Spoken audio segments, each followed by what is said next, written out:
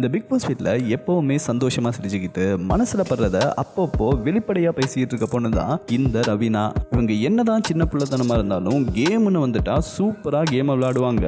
ஆனா அதுவும் இந்த மணி மட்டும் இந்த வீட்டில் இல்லைன்னு வைங்களேன், அவங்க கேம் வந்து இதை விட சூப்பரா இருக்கும். இது உண்மைன்னு எத்தனை பேர் நினைக்கிறீங்களோ அவங்க எல்லாம் மறக்காம கமெண்ட் பாக்ஸ்ல கமெண்ட் பண்ணிடுங்க.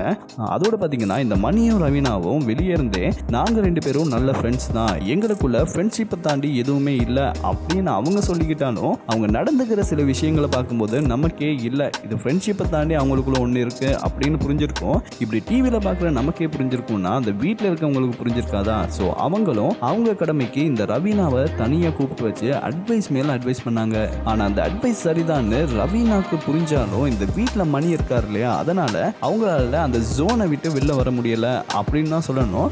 ஆனால் இந்த நிலைமையில் நேற்று மணியும் ரவீனாவும் பேசிட்டு இருக்கும்போது மணிக்கு என்னாச்சோ ஏதாச்சோ அப்படின்னு தெரியல, அவராகவே சில விஷயங்களை நேற்று ரவீனா கிட்ட சொல்லியிருப்பாரு.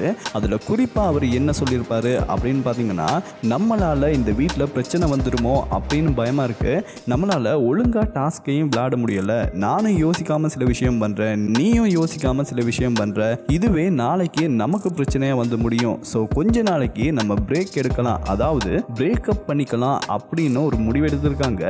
இவங்க இப்படி எடுத்த முடிவு அவங்களுக்கு சந்தோஷத்தை கொடுக்குதோ இல்லையோ, பிக் பாஸ் ஃபேன்ஸுக்கும் ரவீனா ஃபேன்ஸுக்கும் ரொம்ப ரொம்ப ரொம்ப ரொம்ப சந்தோஷத்தை கொடுத்துருக்கு.